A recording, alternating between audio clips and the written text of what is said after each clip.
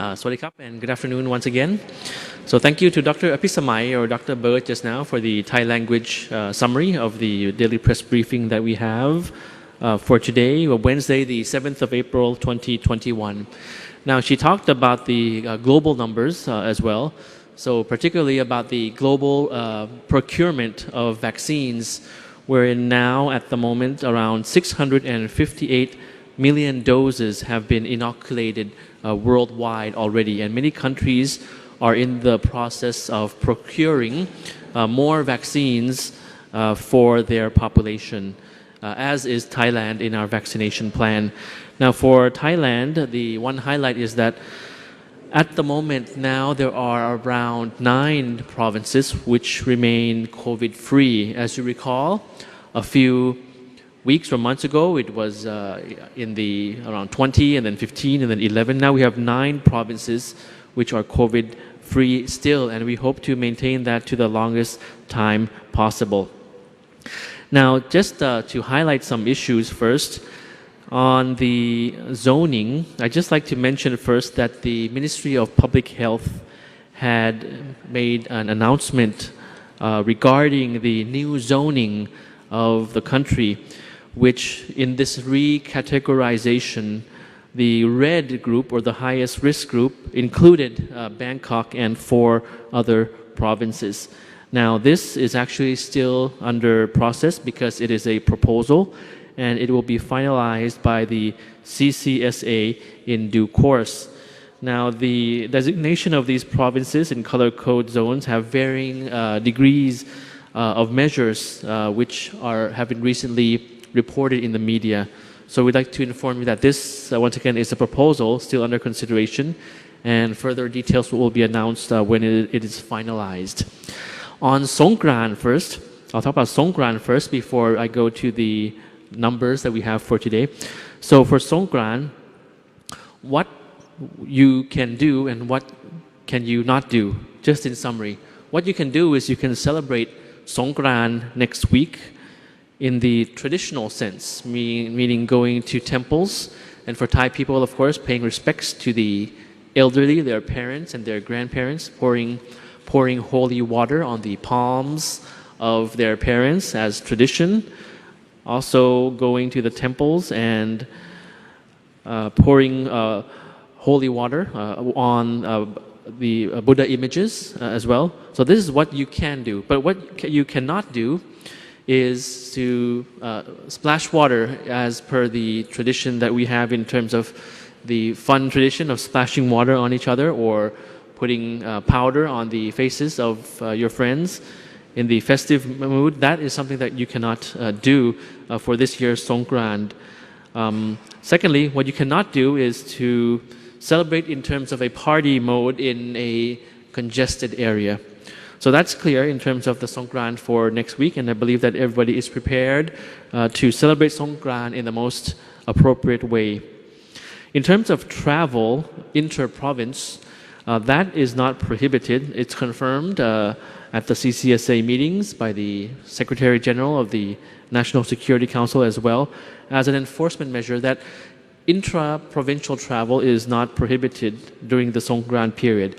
However, there may be certain measures specific to each province in terms of quarantine when you arrive in those provinces, such as in the province of Buriram, as announced already. And for other provinces, the measures would be sort of stricter during the Songkran period. So once again, inter-provincial travel is not prohibited, it is allowed, but with, of course, the measures of the various provinces, specific provinces, which you should be checking before you travel to those provinces. Now, for the general situation and numbers that we have for today, we have new confirmed case recorded today at 334 cases, out of which 153 cases are from active case finding. So you see that around half of that, around 150 plus, are from local transmission. Sort of a spike in the numbers that we have compared to the other days and weeks in the past. The new recoveries we have recorded is 121, and active cases remain at 1,741, as you can see on screen. No new fatalities recorded at 95 fatalities. Now, the spike in the numbers, as Dr. Apisamai had summarized just now, are actually from a lot of clusters. Right now, authorities are actually keeping track of around 12 clusters, sort of like mini clusters, some clusters in Bangkok. And the highest cluster, the most at-risk cluster that we're monitoring are the clusters from entertainment venues. So in the first week of this month, April, new cases were reported in 15 provinces around the country, such as in Bangkok, Nakhon Pathom, Chonburi, and Chiang Mai as examples. And most of them were related from clusters from various entertainment venues.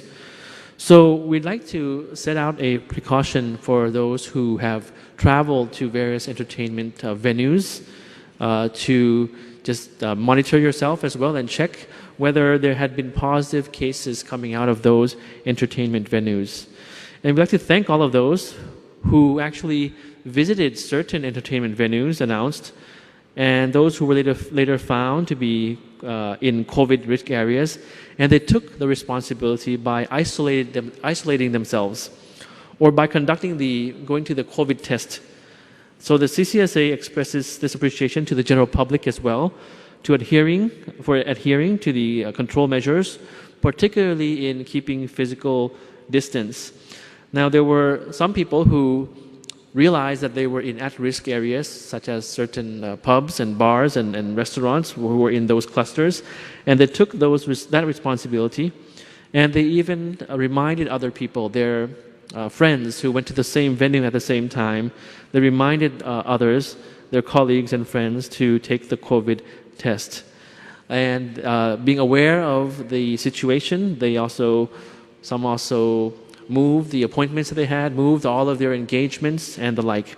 So these entertainment clusters are very important. There had been certain public figures as well visiting these entertainment venues, celebrities as well, and we appreciate the awareness and the responsibility that they have taken in taking the appropriate measures and warning others as well. So following this new spike of new cases in various entertainment establishments, the Bangkok Metropolitan Administration ordered the temporary closure of certain entertainment venues in 3 districts in Bangkok, which are Wat Thana, Klong Tei, and Bang Khae. So it's in pubs and bars in these areas, and this measure was effective since yesterday, the 6th of April, until the 19th of April, after Songkran. So in summary, I'd just like to mention that we are now at a period wherein various cases have actually popped up in small clusters around Bangkok, as well as around certain provinces near Bangkok. Now, in the recategorization that you might seen in the news, around 5 provinces, Bangkok plus 4 provinces, are to be included in the red zone highest classification of risk, to be at the highest level of caution. Now, of course, although this has to be approved by the CCSA, most likely this is a reflection of the situation at the moment. So we hope that we will be able to control these new clusters in the entertainment venues that have popped up so far. So today is also World Health Day, which is a very timely opportunity to raise the public awareness on the importance of looking after everyone's health. Given the COVID situation, of course, we aim to build a safer and healthier world. DMHTT Plus is something that we've talked a lot about in Thailand. Distancing, mask wearing, hand washing, temperature testing, and Thai Chana application. And you see on screen 2 infographics from the World Health Organization on World Health Day. So basically, I've summarized to you the main points about the proposal for the rezoning, about the clusters of the entertainment venues, about the closure of various entertainment establishments and the measures that we still have to adhere to, what we can do and what we cannot do during Songkran. Just to be clear, firstly, what we can do, just once again, we can celebrate in the traditional way. We can go to temples, we can keep distance while celebrating Songkran in the traditional sense of it. Secondly, what we cannot do is we cannot splash water on each other in the frivolous party mode as we have always done in the other years, or put powder on each other. The proximity to each other is very important, and we cannot also arrange Songkran parties in congested areas. So that's clear for next week. So next week is a long holiday.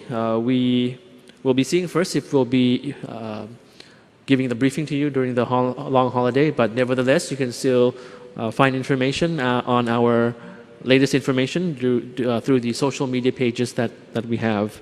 So this is all I have for you for today, and we'll see you again on Friday. Thank you for your attention. สวัสดีครับ